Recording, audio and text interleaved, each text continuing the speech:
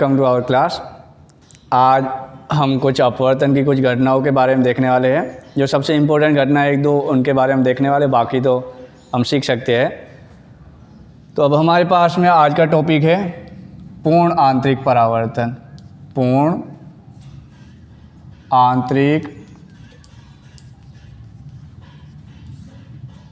आंतरिक परावर्तन। जैसे कि मैंने फर्स्ट स्टार्ट में क्या कहा कि आज हम अपवर्तन की कुछ घटनाएं पढ़ रहे हो, और यहाँ पे मैंने क्या लिख दिया, परावर्तन, पूर्ण आंतरिक परावर्तन। तो बहुत ही अच्छी और इंटरेस्टिंग घटना है, इसे सीखने की कोशिश करते हैं। देखो कैसे पूर्ण आंतरिक परावर्तन होता क्या है, इसे सीखते हैं। फर्स्ट तो ये कि जब अपवर्तन हमने पढ़ा तो अपवर्तन में हमने सीखा था कि जब प्रकाश किरण सघन से विरल माध्यम में जाए या फिर विरल से सघन माध्यम में जाए, जब दो भिन्न भिन्न माध्यम होंगे तो क्या होगा कि उनके बीच में या फिर जब भिन्न भिन्न माध्यम में प्रकाश गमन करता है तो उसके वेग में परिवर्तन आता है। जब वेग में परिवर्तन आता है तो क्या होता है, उसके पथ में विचलन होता है, और जब पथ में विचलन होता है तो उससे हम क्या कहते हैं, उसे हम कहते हैं अपवर्तन। तो यहाँ पे हमने देखा पूर्ण आंतरिक परावर्तन। इसके बारे में क्या है कि इसके बारे में कुछ कंडीशन है। फर्स्ट कंडीशन क्या है कि प्रकाश किरण कहाँ से गुजरनी चाहिए, सघन से विरल माध्यम में। तो पूर्ण आंतरिक परावर्तन कब होगा, जब प्रकाश किरणें या फिर प्रकाश सघन माध्यम से, कौन से माध्यम से, सघन से किस में जाए, विरल माध्यम में जाए। ठीक है, याद रखेंगे। यदि विरल से सघन में जा रही है तो पूर्ण आंतरिक परावर्तन की घटना हमें देखने को नहीं मिलेगी, लेकिन यदि वो सघन से विरल में जा रही है तो वहाँ पे हमें देखने को मिलेगा कि ये प्रकाश की पूर्ण आंतरिक परावर्तन घटना हो सकती है। अब इसके लिए और कुछ भी कंडीशन है, उसे हम सीखने की कोशिश करेंगे। अब देखो यहाँ पे हम चित्र से सीखते हैं। मान लो ये हमारा एक माध्यम है जिसे मैं यहाँ पे समझ रहा हूँ कि जल है वो, ठीक है, ये हमारा माध्यम है जल। अब और यहाँ पे हमारे पास में वायु, निर्वात या फिर वायु, ठीक है, ये हमारा एक माध्यम है जल। अब हमने क्या कहा कि इसके लिए हमारे पास में फर्स्ट कंडीशन यही है कि जब प्रकाश किरण कहाँ से गुजरे, सघन से विरल में। तो मैंने माना कि ये प्रकाश किरण इस प्रकार से जा रही है, ठीक है, ये सघन से किस में जा रही है, विरल में।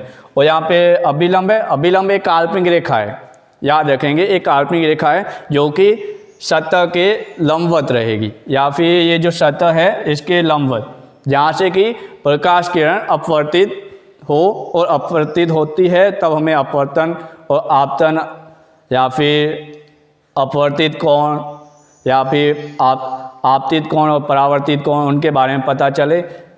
अब यहाँ पे हम अभिलंब निर्माण कर रहे हैं, तो ये हमारा अभिलंब है। सीखने की कोशिश करेंगे, बहुत ही इंटरेस्टिंग है। हमारे पास में पूर्ण आंतरिक परावर्तन, फर्स्ट कंडीशन क्या है, सघन से विरल में जानी चाहिए। अब जब हमने ये सघन से विरल माध्यम में प्रकाश किरण को भेजा, ठीक है, सघन से विरल माध्यम में, तो हमें पता है प्रकाश किरण किस प्रकार से जानी चाहिए। प्रकाश किरण, जब हमने पढ़ा है, जब प्रकाश किरण सघन से विरल माध्यम में जाती है तो अपवर्तन के पश्चात वो अपने पथ से विचलित होकर कहाँ जाती है, अभिलंब से दूर हटती है। ठीक है, तो हमें याद रखना है कि जब सघन से विरल माध्यम में प्रकाश किरण जाती है, सघन से विरल माध्यम में प्रकाश किरण जाती है तो वह अभिलंब से दूर हटती है। अर्थ क्या हुआ कि ये प्रकाश किरण इस प्रकार से तो जानी चाहिए थी, लेकिन ये क्या हो जाता है, अभिलंब से दूर हट जाती है, तो ये दूर हट गई। दूर हटने का अर्थ यही हुआ। अब यहाँ पे ये हमारा कोण क्या है, ये हमारा कोण है अभिलंब, और ये आपतित किरण, इन दोनों के बीच में बनने वाला कोण कौन कौन सी, ये अभिलंब है, ये हमारा क्या है, अभिलंब, अभिलंब है, और दूसरा क्या हमारे पास में, ये आपतित किरण है। तो मैंने लिख दिया यहाँ पे आपतित किरण, ये अभिलंब और आपतित किरण है। अब यहाँ पे ये आपतित किरण और अभिलंब के बीच में बनने वाला कोण है, तो वो कोण कौन सा होता है हमारा, वो कोण होता है आपतन कोण, जिसे हम किससे लिखते हैं, आई से लिखते हैं। छोटे वाला जो आई होता है वो हमारा आपतन कोण है। ठीक है, मैं यहाँ पे इसे इस प्रकार से लिख दूँ, एम पी, और यहाँ पे ये एन, ठीक है। तो ये कोण है जो एम पी एन, ये हमारा आपतन कोण है, ठीक है। कौन सा कोण? एम पी एन, ये हमारा आपतन कोण है।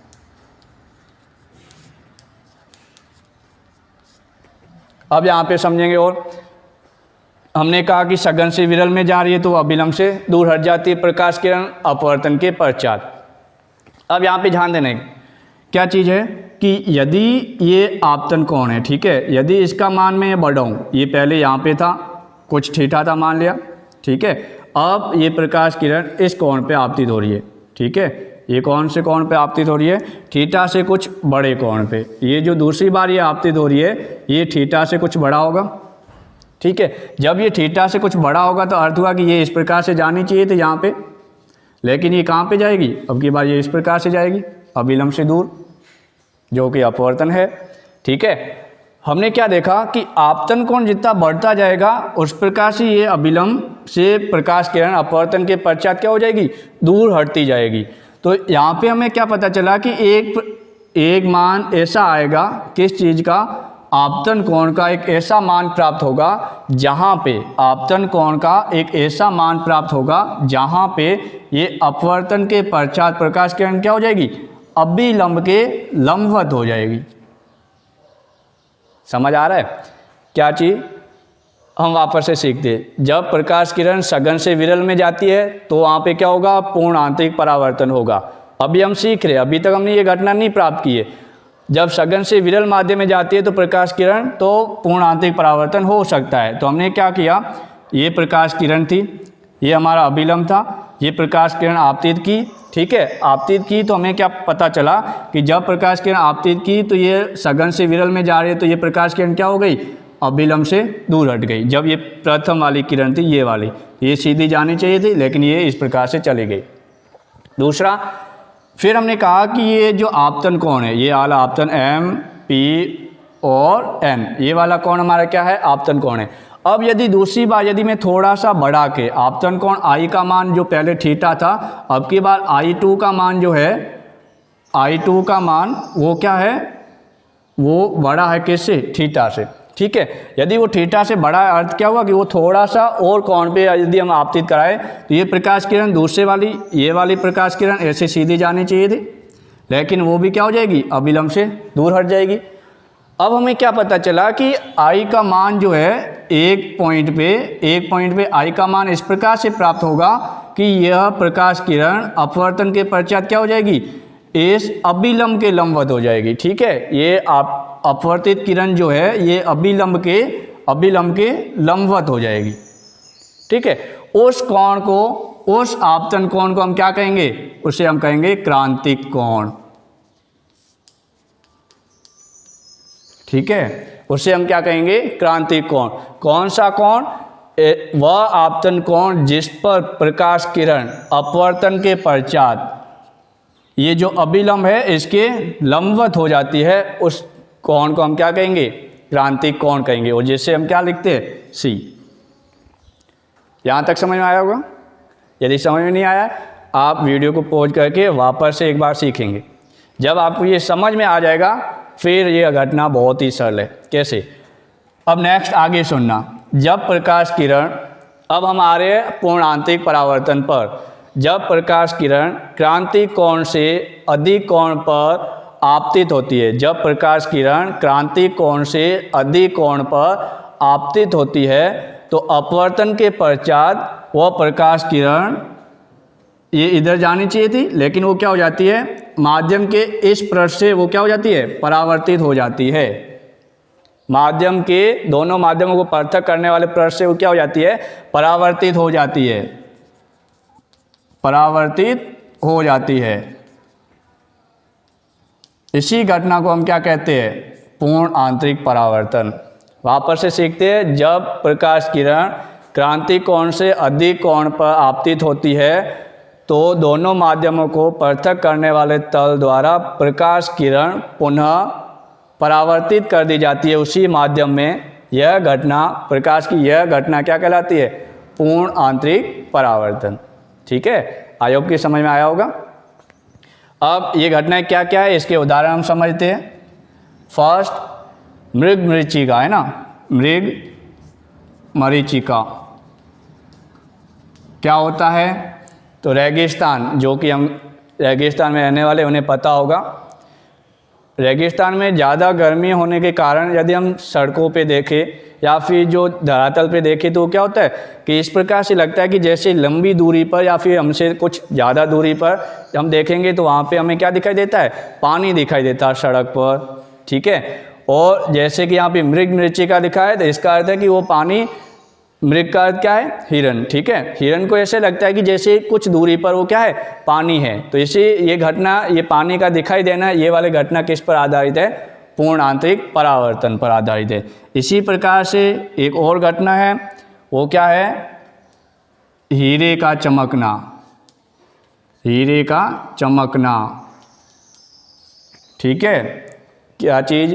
तो हमने देखा होगा कि हमने सुना होगा, ठीक है, देखने को नहीं मिला होगा लेकिन सुना होगा कि हीरा हमेशा चमकता रहता है। क्यों चमकता रहता है? क्योंकि प्रकाश किरण जब उसे एक बार प्रकाश में लाया जाता है तो प्रकाश उसके अंदर से गुजरना है। जब प्रकाश उसके अंदर से गुजरता है तो प्रकाश उस हीरे से बाहर नहीं निकल पाता है, ठीक है। जब वो हीरे से बाहर नहीं निकल पाता है तो प्रकाश हमेशा के लिए उसके अंदर रह जाता है। इसी कारण से वो क्या करता है? हमेशा चमकता रहता है, ठीक है। और घटनाएँ भी है। प्रकाशिक तंतु, प्रकाशिक तंतु क्या काम करता है? प्रकाशिक तंतु हमारे जो कि विभिन्न प्रकार के इंफॉर्मेशन की जो संकेत होते हैं, सिग्नल, उन्हें एक स्थान से दूसरे स्थान तक भेजता है। जैसे कि इंटरनेट हुआ, इंटरनेट के लिए जो यूज हो रहा है वो प्रकाशिक तंतु है। इसमें क्या हो रहा है? इसके अंदर हम देख रहे हैं कि ये जो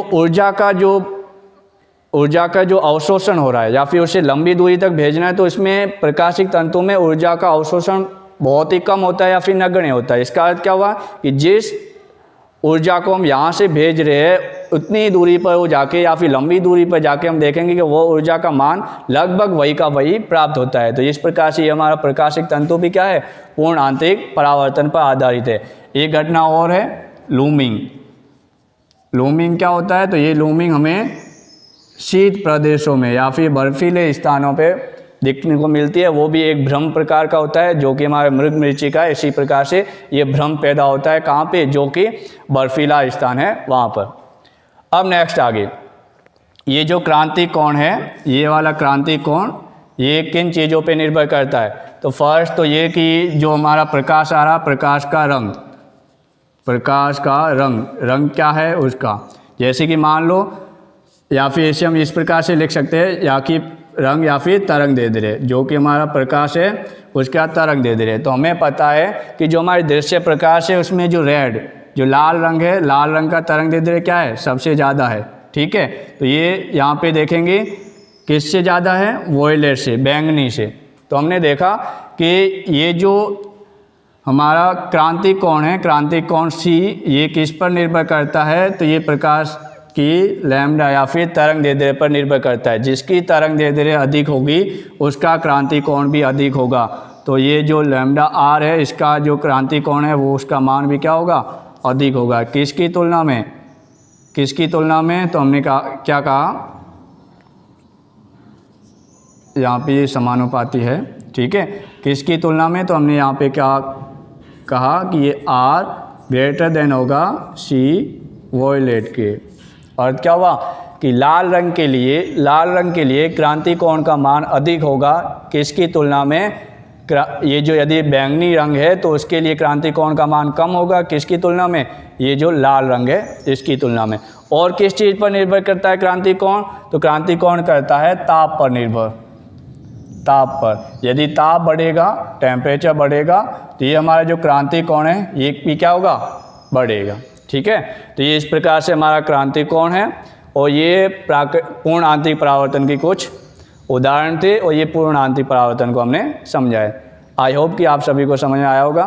यदि समझ में नहीं आया है तो आप फिर से मुझे कमेंट करके बताएंगे कि यहाँ पे सर समझ में नहीं आ रखा है, तो मैं आपकी कोशिश करूँगा कि आपकी समस्या का हल हो सके।